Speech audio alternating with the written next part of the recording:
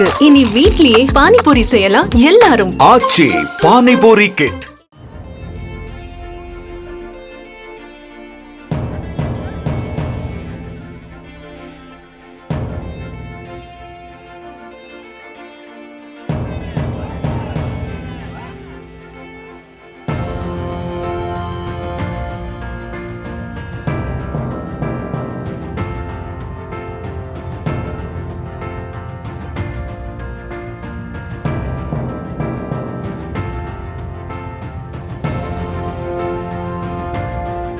மாண்புமிகு கழகத்துடைய பொதுச் செயலாளர், முன்னாள் முதலமைச்சர், எதிர்க்கட்சி தலைவர், வருங்கால முதலமைச்சர் எடப்பாடியாருடைய ஆணைக்கிடங்க கடுமையான வெயிலின் தாக்கம் தமிழ்நாடு முழுவதும் இருக்கிறது. அதன் அடிப்படையிலே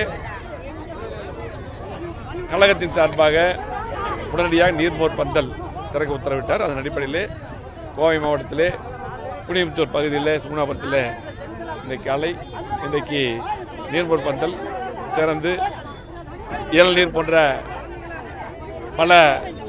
அதே போல் பல கனிகள் எல்லாம் வைத்து இன்றைக்கு ஆரம்பிக்கப்பட்டது. புரட்சித்தலைவர் அம்மா இருக்கும்போது சரி இந்த நேரத்தில் இப்படி தான் சொல்லுவாங்க. அதே போல் எடப்பாடி அவர்களும் உத்தரவு கிணங்க இன்றைக்கி தமிழ்நாடு முழுவதும் நீர்மோர் பந்தல் திறக்கப்படுது. அந்த அடிப்படையில் இங்கே திறக்கப்பட்டிருக்கிறது. இன்றைக்கு தமிழகத்தில் எந்த நலத்திட்டமாக இருந்தாலும் சரி அது அதிமுக தான் செய்யும்.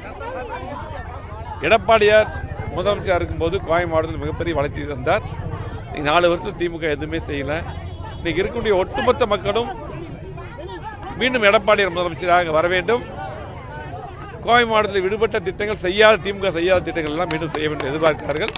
கண்டிப்பாக எடப்பாடியார் முதலமைச்சராக 2024 வருவது உறுதி.